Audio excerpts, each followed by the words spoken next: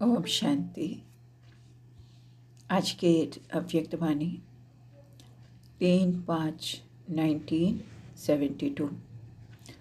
Law maker हो, law breaker नয়। তো বাবা আমাদেরকে বোঝাচ্ছিলেন যে আমরা হচ্ছি নিউ ওয়ার্ল্ড মেকার, আমরা পিস মেকার। সেজন্য আমাদেরকে ল মেকার হতে হবে, ল ব্রেকার হলে হবে না। একটা জিনিস আমি যে জেনে গেছি, জানা মানা জেনে গেছি, তার অর্থ হলো আমি ওটাকে এখন মেনে নিয়েছি, আর তার অর্থ হলো আমাকে এখন সেই প্রমাণ চলতে হবে। তো জানা, কোনো জিনিস জেনে গেছি তার মধ্যে যদি আমি 100% হই, বা বলছে সেই অনুসার মানে আমার চলনা হোক, है ना, চাল চলন ব্যবহার হোক, তার মধ্যেও কিন্তু 100% হওয়া উচিত। তারপরে বাবা বলছিলেন পুরুষার্থী জীবন, হার খাওয়ার জীবন নয়, অসফলতা প্রাপ্ত করার জীবন নয়। পুরুষার্থী মনেই হলো আমি আত্মা, পুরুষ, এই শরীর রথের মধ্যে থেকে আমি পুরুষার্থ করছি। বা বলছে পুরুষার্থহীন হয়ে গেলে আমরা হেরে যাই, কিন্তু পুরুষার্থ যদি ঠিক থাকে আমরা কখনো হারতে পারি না। তারপরে বাবা আমাদেরকে বলছিলেন যে আমাদেরকে সবসময় সাহস আর উল্লাস ধরে রাখতে হবে, তাহলেই আমরা সदैव বিজয় প্রাপ্ত করতে পারব। এর আগে বাবা আমাদেরকে বোঝাচ্ছেন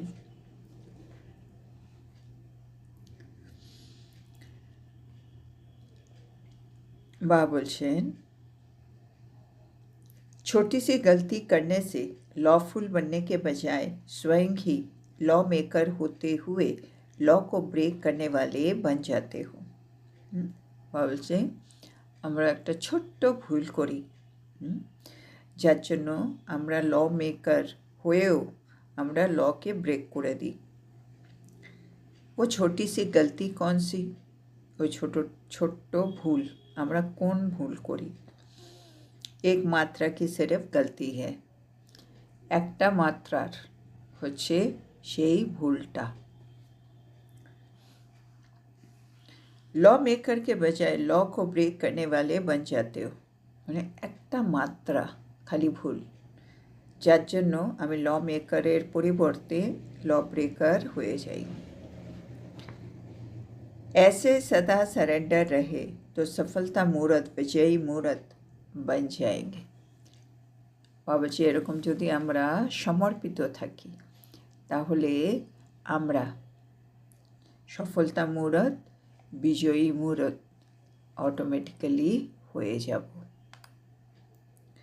लेकिन कभी कभी अपने मत पर चलने से, কিন্তু মাঝে মাঝে আমরা যখন নিজের মত অনুসার চলি তখন আমরা কিন্তু হেরে যাই।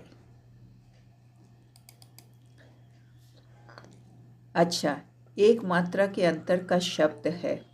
এখন বাবা ওই একটা শব্দ বলছেন যার মধ্যে একটা মাত্রার খালি পার্থক্য আছে,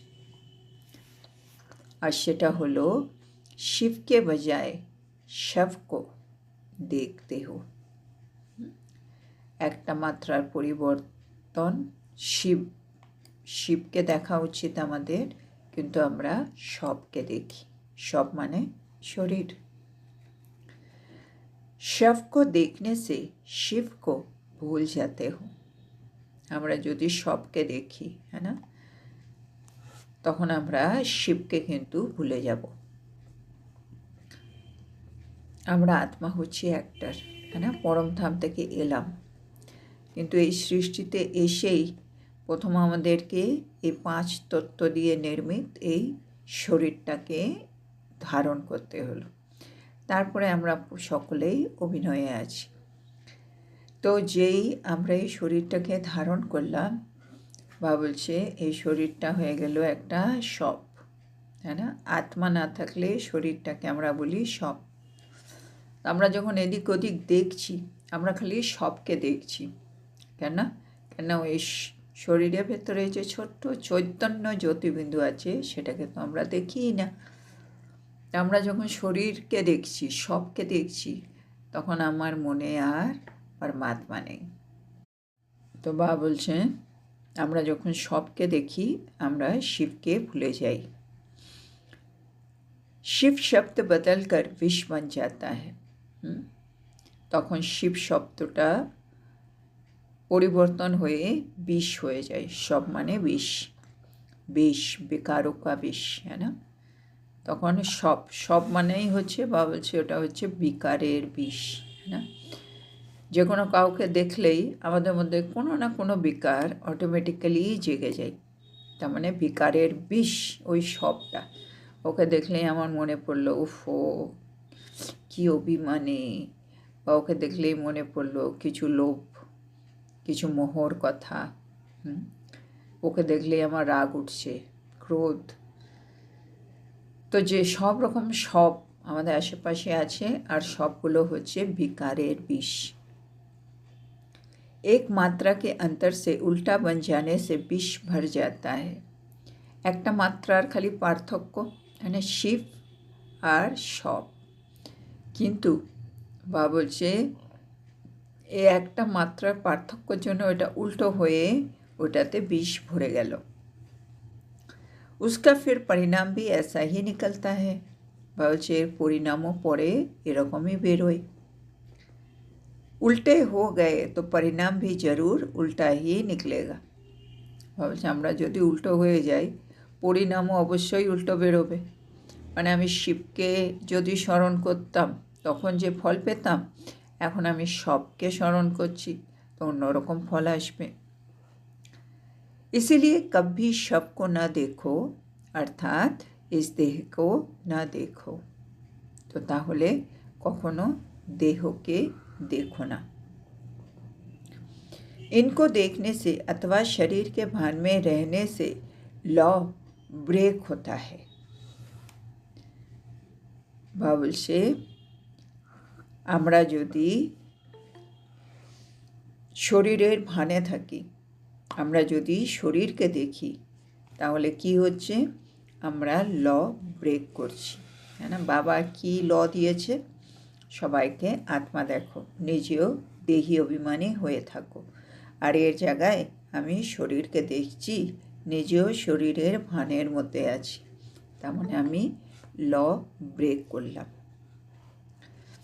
अगर इस लॉ में अपने आप को सदा कायम रखो तो शव को नहीं देखना है, शिव को देखना है, तो कभी कोई बात में हार नहीं होगी, माया वार नहीं कर सकेगी। তো বা বলছে আমরা যদি এই লটাকে যদি সব সময় কায়েম রাখতে চাই, তাহলে সবকে দেখার দরকার নেই, শিবকে দেখো, তাহলে আমরা যে কোনো বিষয়ে কিন্তু हार खाबो ना। जब माया वार करती है तो हार होती है, अगर माया वार ही नहीं करेगी तो हार कैसी होगी। তো বাবলছে যখন মায়া আমাদের উপরে আক্রমণ করে তখন আমরা কিন্তু হেরে যাই, কিন্তু যদি মায়া আক্রমণই না করতে পারে তাহলে তো আমাদের হেরে যাওয়ার প্রশ্নই নেই। तो अपने आप को बाप के ऊपर हर संकल्प में बलिहार बनाओ तो कब हार नहीं होगी। তো বা বলছে এখন আমাদের কী করতে হবে? আমাদের প্রতিটা সংকল্প আমাকে বাবার উপরে বলিহার করিয়ে দিতে হবে, তাহলে আমার আর কোনো রকমভাবে हार হবে না। संकल्प में भी अगर बाप के ऊपर बलिहार नहीं हो तो संकल्प कर्म में आकर हार खिला देती है। तो বলছে যদি আমি আত্মা সংকল্প থেকেও বাবার উপরে বলিহার না যাই, তার মানে আমি যা কিছু সংকল্প করছি ওইটা শ্রীমৎ প্রমাণ হবে। তো বাবা বলছে, যদি আমি আমার প্রত্যেকটা সংকল্পকে বাবার উপরে সমর্পিত না করি, তাহলে এই সংকল্পগুলো যখন কর্মের মধ্যে আসবে সেই সংকল্প আমাকে হার खाइए देवे। इसलिए अगर लॉ मेकर अपने को समझते हो तो कभी भी लॉ को ब्रेक नहीं करना। তো বাবা বলছে, সেজন্য যদি তোমরা নিজেকে ল মেকার ধরে নিয়েছো, বুঝতে লেগেছো, তাহলে কখনোই এই লটাকে ব্রেক করো না। কোন ল? সেটা হচ্ছে শিবকে দেখা, সবকে না দেখা। तो चेक करो ये जो संकल्प उठा वो बाप के ऊपर बलिहार होने के योग्य है। তো বাবা শেষ করে দিয়েছে কথা। বাবা বলছে, তারপরে বাবা বলছে, যদি চেক করে দেখো তুমি যে সংকল্প করছো সেটা কি বাবার উপরে সমর্পিত করা যাবে? कोई भी श्रेष्ठ देवताएं होते हैं, उनको कभी भी कोई भेंट चढ़ाते हैं तो देवताओं के योग्य भेंट चढ़ाते हैं, ऐसे वैसे नहीं चढ़ाते हैं। এটা কত সুন্দর কথা বাবা বলছে। বাবা বলছে, যে কোনো শ্রেষ্ঠ দেবতা আছে, আমি যদি তাকে কোনো গিফট দিতে চাই, তাহলে আমি আমার কি ভালো লাগে বা আমার কতটা যোগ্যতা সেই অনুসারে আমি গিফট এনে দেবতাকে দেব না। আমরা কি করি, যেই দেবতাকে গিফট দিচ্ছি সেই দেবতার যোগ্যতা জেনে নিয়ে যোগ্যতা প্রমাণ আমরা গিফট দেব। যে কোনো রকম গিফট চলে না, হ্যাঁ না? যেমন পুজোতে আমরা মা লক্ষ্মী যা ভালো লাগে আমরা তাকে তাই দিই, নারায়ণের যা ভালো লাগে আমরা তাকে তাই দিই। তো একইভাবে মা বলছেন, যখন আমরা দেবতাদের গিফট দিচ্ছি তখন আমরা কি করব, দেবতাদের যা যোগ্যতা সেটা অনুসারে আমি তাদেরকে गिफ्ट দেব।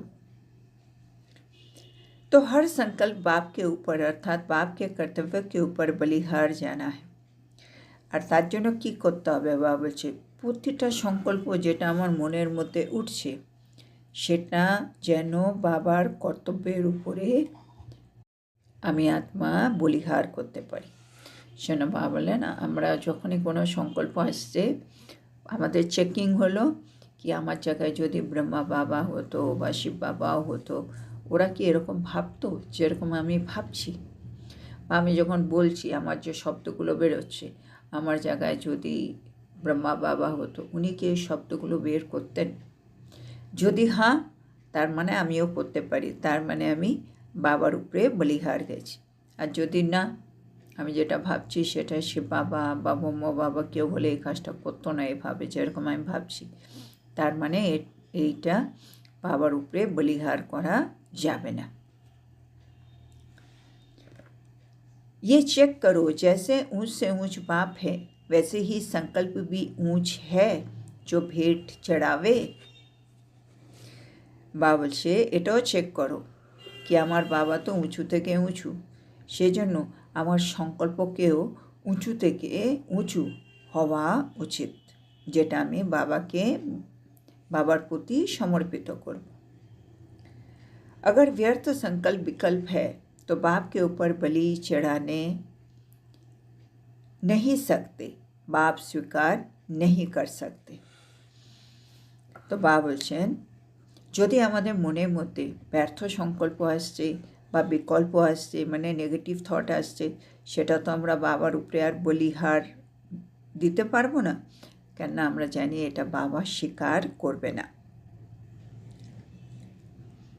आजकल शक्तियों और देवियों का भोजन होता है तो उसमें भी शुद्धिपूर्वक भोग चढ़ाते हैं।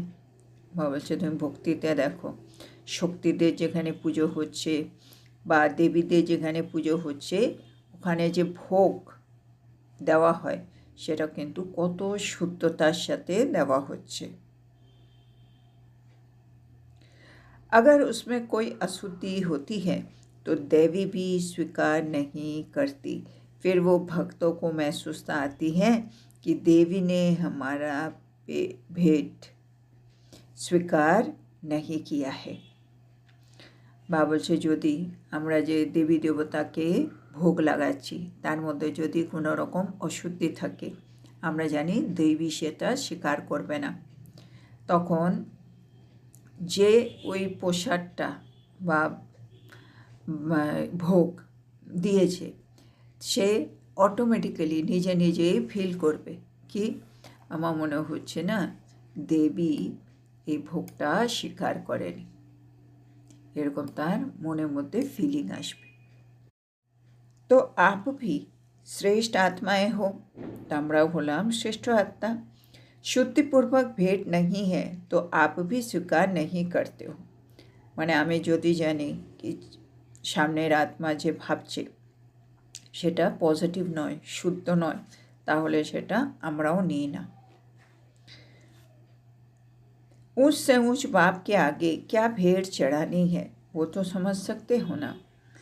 বলছে আমরা যখন বাবার জন্য কাজ করছি না, উঁচু থেকে উঁচু বাবা, তার সামনে আমাকে কি অর্পণ করতে হবে সেটা তো আমরা নিশ্চয় এখন বুঝে গেছি। हर संकल्प में श्रेष्ठता बढ़ते जाओ।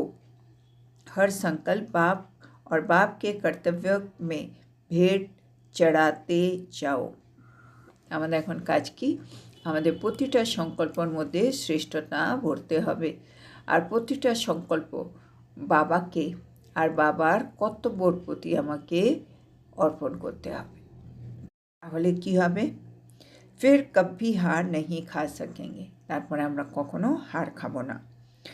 अभी फिर भी कोई व्यर्थ अथवा अशुद्ध संकल्प चलने की प्रत्यक्ष रूप में कोई सजा नहीं मिल रही है, लेकिन थोड़े आगे चलेंगे तो कर्म की बात ही छोड़ो, लेकिन अशुद्ध और व्यर्थ संकल्प जो हुआ किया उसकी प्रत्यक्ष सजा भी अनुभव करेंगे। বা বলছে এখন দেখতে গেলে আমরা কখনো ব্যর্থ ভাবলে, অশুদ্ধ সংকল্প চালালে আমরা কিন্তু কোনো রকম সাজা পাচ্ছি না, কিন্তু সময় আরেকটু এগিয়ে যাক, বা বলছে তখন তোমাদের কর্ম তো ছাড়ো, তোমাদের অশুদ্ধ আর ব্যর্থ সংকল্পও যদি হয় তারও কিন্তু আমরা प्रत्यक्ष साजार अनुभव करो। जब व्यर्थ संकल्प करते हो तो संकल्प भी खजाना है ना। বলছে সংকল্প একটা অমূল্য ধন, খাজানা। তা আমরা যখন ব্যর্থ সংকল্প করি তখন खजाने को जो व्यर्थ गवाते हैं उसका क्या हाल होता है। তো সংকল্প হচ্ছে একটা খাজানা, আর যে খাজানাকেই ব্যর্থ করে ফেলে তার বা বলছে কি हाल হবে বলো তো। व्यर्थ धन गंवाने वाले की रिजल्ट क्या निकलता है, दिवाला निकल जाता है। বা বলছে যে ধনকে ব্যর্থভাবে নষ্ট করে ফেলে তার কি হয়ে যায়, হ্যাঁ, সে দেওয়ালা হয়ে যায়, দেউলিয়া হয়ে যায়। ऐसे ही श्रेष्ठ संकल्पों का खजाना व्यर्थ गवाते गवाते बाप द्वारा जो वर्षा प्राप्त होना चाहिए वो प्राप्ति का अनुभव नहीं होता है। तो বা বলছে এখন আমাদের শ্রেষ্ঠ সংকল্পের যে খাজানা সেটাকে জমা করতে হবে।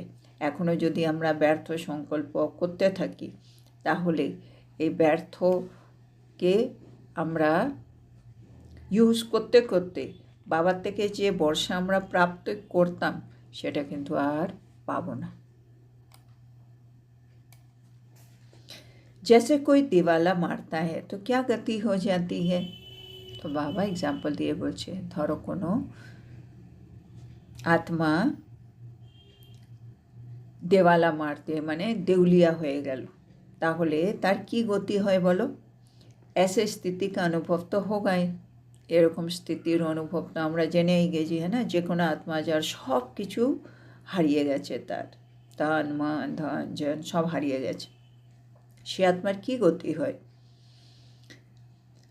আমরা সেটা অনেক ভালো করে বুঝি। जन्म बाबा बोलते इसलिए अभी जो समय चल रहा है वो बहुत सावधानी से चलने का है। तो बाबा बोलছে এখন যে সময়টা চলছে সেই সময় আমাদেরকে খুব সাবধান থেকে চলাফেরা করতে হবে, क्योंकि अभी यात्री चलते चलते ऊंच मंजिल पर पहुंच गए हैं। বাবা বলছে কেন? আমাদের মানে প্রতিটা সংকল্পে আমাদেরকে এখন একটু সাবধান থাকতে হবে, কেননা আমরা তো যাত্রী। আমরা চলতে চলতে উঁচু যে মঞ্জিল তার কিন্তু অনেক নিকটে পৌঁছে গেছি। तो ऊंच मंजिल पर कदम कदम पर अटेंशन रखने की बहुत आवश्यकता होती है ना। बाबा बोलছে যখন আমরা কোনো উঁচু জায়গায় যাই, বাবা এটা বারে বারে এক্সাম্পলও দেই, যেমন আমরা কোনো পাহাড়ে উঠছি, হ্যাঁ না, তখন কিন্তু আমাদের অনেক বেশি ব্রেক আমাদেরকে মারতে হয়, আর ব্রেকের উপরে আমাদের ফুল কন্ট্রোল থাকতে হয়, কারণ আমরা একেবারে উঁচুর দিকে উঠছি। কেন একটু যদি ব্রেক ঠিক না থাকে একেবারে গাড়ি নামলে একেবারে তলায় চলে যাবে।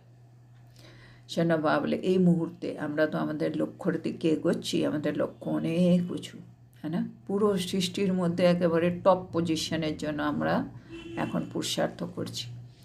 সেই জন্য এখন আমরা যাত্রী যে উঁচু মঞ্জিলের দিকে আমরা এগিয়ে যাচ্ছি, সেজন্য আমাদের প্রতিটা কদম কদমে কিন্তু অ্যাটেনশন রাখতে হবে। हर कदम में चेकिंग करने की आवश्यकता होती है। এখন আমাদের প্রতিটা বলছে কদম, প্রতিটা পদক্ষেপে আমাকে কিন্তু চেকিং করতে হবে। আমি যেটা বলছি সেটা বলা উচিত কিনা, আমি যেটা ভাবছি সেটা ভাবা উচিত কিনা, আমি যেটা দেখছি সেটা এইভাবে দেখা উচিত কিনা, মানে প্রতিটা কদম কদমে চেকিং দরকার। अगर एक कदम में भी अटेंशन कम रहा तो रिजल्ट क्या होगी। যদি আমাদের একটা কদমেও আমার অ্যাটেনশন কম থাকে, রেজাল্ট কী হবে, है ना, আমি একেবারে তলায় নেমে যাব, স্লিপ হয়ে যাবে। ऊंचाई के बजाय पाँव खिसकते खिसकते নিচে आ जाएगा। তো রেজাল্ট কী হবে, একেবারে উঁচু আমার লক্ষ্যে পৌঁছানোর জায়গায় আমি আস্তে আস্তে পিছলে পিছলে নিচে এসে পড়ে যাব। কেন? আমি প্রতিটা পদক্ষেপে अटेंशन রাখিনি। বর্তমান সময়ে इतना अटेंशन है या बेलापन है। তাহলে চেক করে বলো, বর্তমান সময়ে মানে আমরা প্রতিটা পদক্ষেপে আমরা বাবা যে আমাকে খাজানা দিয়েছে সেগুলোর প্রতি এতটা अटेंशन দিচ্ছি না এখন আমাদের মধ্যে অলসতা আছে। पहले समय और था, वो समय अब बीत चुका है। বা বলে আগের সময় কিন্তু অন্য সময় ছিল, হ্যাঁ না, তখন অনেক সময় ছিল, তখন সঙ্গম যুগ 100 বছর পুরো পড়েছিল, কিন্তু এখন সময় তো আর নেই, আমরা তো একেবারে শেষের দিকে এসে গেছি, সেজন্য সময় কিন্তু অতীত হয়ে গেছে।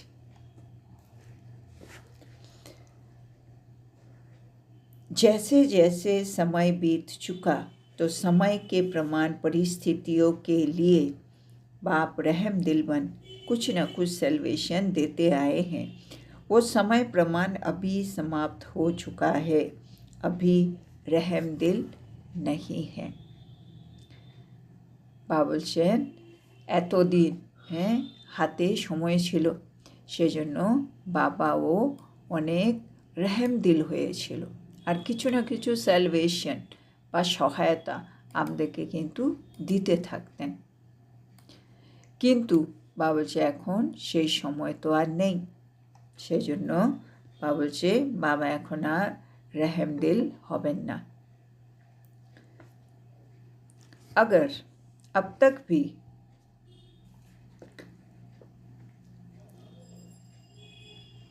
रहम दिल बनते रहे तो आत्माएं अपने ऊपर रहम दिल बन नहीं सकेंगी। যদি এখনও বাবাই আমাদের উপরে रहम दिल হয়ে থাকেন তাহলে আমরা আত্মারা নিজের উপরে रहम दिल কখন হব। जब बाप इतनी ऊंची स्टेज की सावधानी देते हैं तब बच्चे भी अपने ऊपर रहम दिल बन सकते हैं।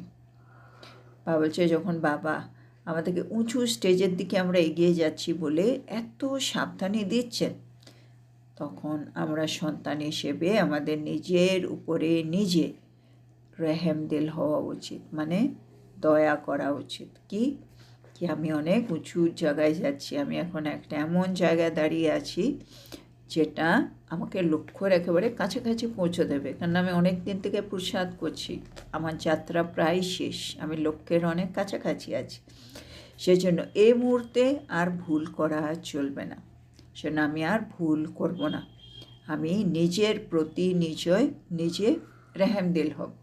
তার মানে আমি যেটা বাবা বলে, আপে হি अपने पर कृपा करो, आशीर्वाद करो। जब बाप इतनी ऊंची स्टेज की सावधानी देते हैं तो बच्चे को भी अपने ऊपर रहमदिल बनना चाहिए। इस कारण अभी ये नहीं समझना कि बाप रहमदिल है, इसलिए जो कुछ भी हो गया है बाप रहम कर देगा, नहीं, अभी तो एक भूल का 1000 गुना दंड का हिसाब किताब चुकतू करना पड़ेगा। তো বাবা বলছে এখন আর সময় কিন্তু ওই সময় নেই। বাবা এতদিন আমাদের উপরে রেহেমদিল ছিল, সেজন্য যা কিছু হয়ে গেছে সেটা বাবা আমাদের উপরে রেহেম করে দেবে। আমরা যদি এরকম ভাবছি মানে বাবা ক্ষমা করে দেবে যা ভুলভ্রান্তি হয়েছে, বাবা বলছে এটা হবে না। এখন যা সময় এসছে, এখন তো একটা ভুলের 1000 গুণা আমাদের দণ্ড পেতে হবে, তখনই আমাদের হিসাব কিতাব চুক্তু হবে। इसलिए जरा भी गफलत करने का समय नहीं है। সেজন্য মা মনে করিয়ে দিচ্ছে এখন আর গাফিলতি করার সময় কিন্তু আর নেই। তো আজকে আমরা এখানেই থামব। তো আজকে বাবা আমাদেরকে বোঝাচ্ছেন দুটো শব্দ, শিব আর শব, দুটোর মধ্যে একটা মাত্রার বলছে পার্থক্য আছে। তো যখনই আমরা সবকে দেখি, মানে দেহকে দেখি যেটা বিকারের বিশ্বে ভর্তি, আমরা কিন্তু দেহ অভিমান বা দেহভানে কিন্তু চলে আসি, আমাদের মধ্যে বিষ ভরে যায়। আর পরিণাম কি হবে? আমরা উল্টো হয়ে যাই। সেজন্য বাবা বলছে এখন আমরা কখনো সবকে দেখব না, শিবকে দেখব। আর এটাই হচ্ছে ল। যদি আমি শরীরের ভানে থাকি, যদি আমি শরীরকে দেখি, বাবা বলছে এটা হচ্ছে লকে ব্রেক করা। তারপরে বাবা বলছে যদি আমি সবসময় শিবকে দেখি তাহলে লাভ কি হবে? আমি মায়ার আকর্ষণ থেকে বেঁচে থাকব, মায়া কখনো আমার উপরে আক্রমণ করতে পারবে না। তারপরে বাবা বলছে আমরা হচ্ছি ল মেকার। ল মেকার বলে আমাদেরকে ল ব্রেক করা উচিত নয়। বাবা বলছে আমাদের মনের মধ্যে যে কোনো সংকল্প উঠে, সেই সংকল্পগুলোর কোয়ালিটি কী হতে হবে, সেইগুলো যেন আমি অন্য আত্মার উপরে বলিহার করতে পারি। বাবা বলছে যেমন কোনো শ্রেষ্ঠ দেবতা হয়, তাকে আমি যখন কোনো গিফট দিচ্ছি তখন আমি আমার ইচ্ছে মতো গিফট দিই না, আমি এমন গিফট দিই যেটা ওনার যোগ্য হয়। একইভাবে বাবা বলছে আমরা যে কোনো সংকল্প করতে পারি এরকম নয়, আমরা যখনই কোনো সংকল্প করছি ওই সংকল্পটা আমি বাবার কর্তব্যের উপরে বলিহার করতে পারছি কিনা, এটাই হচ্ছে চেকিং। বাবা যেমন উঁচু থেকে উঁচু, আমার সংকল্পও কিন্তু উঁচু থেকে উঁচু হওয়া উচিত। তারপরে বাবা বলছেন আমরা হচ্ছি উঁচু পথে চলছি, আমাদের লক্ষ্য কিন্তু অনেক উঁচু, আমরা সেজন্য উঁচু পথের যাত্রী। সেজন্য আমাদের কিন্তু প্রতিটা পদক্ষেপে কিন্তু অ্যাটেনশন রাখা উচিত, আমাদেরকে প্রতিটা কদমে চেকিং করা উচিত। যদি আমরা উঁচুর দিকে এগোচ্ছি, চেকিংটা না রাখি, তাহলে বাবা বলছে পিছলে পিছলে একেবারে নিচে চলে আসবে। সেজন্য চেক করো, অলসতা তো নেই এখন, আগের সময় ছিল, হ্যাঁ না? এখন তো আর সময় নেই, সেজন্য আগে আমাদের মধ্যে যা যা ছিল ওগুলো আর এখন চলবে না। সময় প্রমাণ, এখন বাবার রেহেমদিলের পার্টও শেষ হয়ে গেছে, সেজন্য এখন নিজের উপরে নিজে রেহেমদিল হও। কেন এখনও যদি আমরা ভুল করি তখন এক ভুলের 1000 গুণা দণ্ড, এটাই কিন্তু হিসাব কিতাব তৈরি হয়ে আছে। তো আজকের এত সুন্দর শিক্ষার জন্য আমরা আমাদের প্রিয় শিব বাবাকে বলবো ধন্যবাদ বাবা, ধন্যবাদ। ওম শান্তি।